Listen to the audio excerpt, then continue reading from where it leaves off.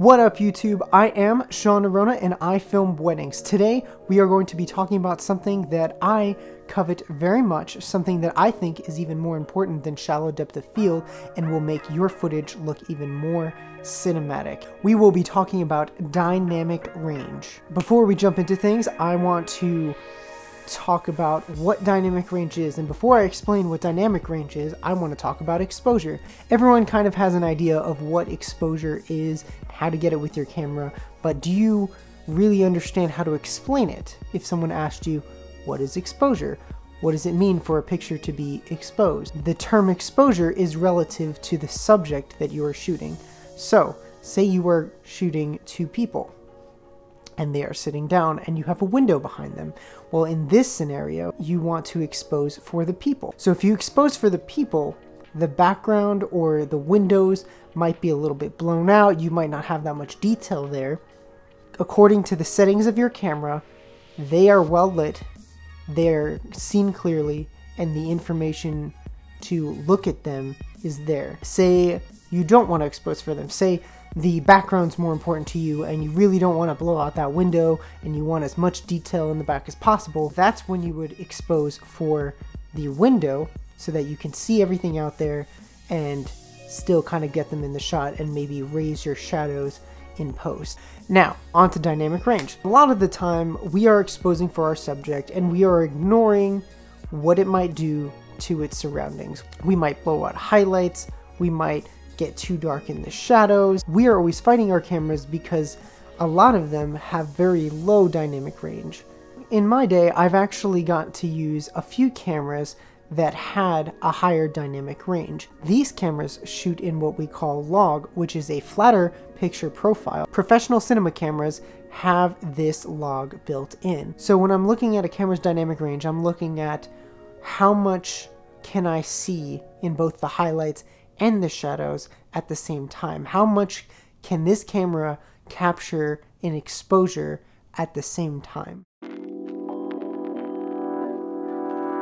To me, this is actually one of the most important things to make your image look cinematic, to make it look more like a movie than everyone else around you. Because I swear, a lot of our images tend to look like this when we start out. And a lot of things that you see look kind of like that, with these blown out highlights and this very contrasty, sharp image. See, when you shoot in log with these professional grade cameras, it actually does a few things. It separates what we picture an image to look like from a traditional camcorder or a video camera from what we completely imagine as film and what we imagine as movies.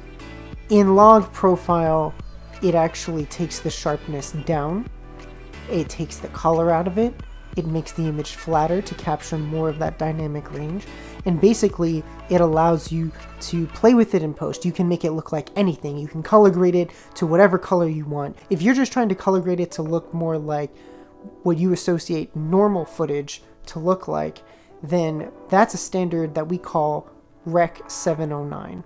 So from log to Rec 709. Now let's talk about the advantages of why would I shoot log as opposed to getting the image in camera. You don't have to worry too much about your camera settings if you're shooting in log. Say your white balance is off by a little bit, or maybe you underexposed a little bit or overexposed just a tiny bit. You have room to play with it when you go to edit. You can make that picture look a little bit brighter, you can sharpen it a little bit, you can take down the contrast, you can manipulate the saturation. You are not stuck with the image that you filmed in that very moment. This allows you to focus so much more on the creative side of you just getting the shots, focusing on the talent, focusing on what's in front of you, and being able to get great compositions and footage. If you're not used to shooting in log and you don't know how to color grade, then I highly recommend that you get really good at getting your picture in exposure. Please make sure that your highlights don't blow out.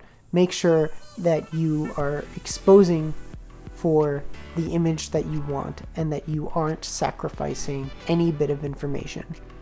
Get it right in camera, because log isn't for everyone, and log might not be for your shooting style. And if you don't want to mess with it too much in post, then no, I'm not going to say you have to shoot log. You can make it look as cinematic as you want to. Just know that there's a little less playroom in post if you shoot with a baked in image. So to conclude this video on dynamic range, I would like to share with you a few cameras that I have found to be very well equipped with dynamic range. One is the Blackmagic Pocket Cinema Camera. This has 13 stops of dynamic range, and it's actually pretty cheap for a cinema camera. Note that it does not shoot in 4K, but if you are okay with 1080, it's actually a really good choice. You can get them for about $900 brand new, or about $500 used if you really look for a bargain. Another camera that has fantastic dynamic range is the Sony a7R2 and the Sony a7S2 and the Sony a6500. To be honest, most of the Sony cameras that have come out in the past 3 years have about 13 to 14 stops of dynamic range. Now, if we're getting into the higher end of the camera spectrum, the Blackmagic 4.6K Ursa Mini is a camera that boasts 15 stops of dynamic range. Imagine what you could get with 15 stops of dynamic range. Anyway, guys, that's what I think about dynamic range and why it's important to me. If you have any thoughts, I would love to hear them. Let me know if you shoot in log or if you like that baked in image.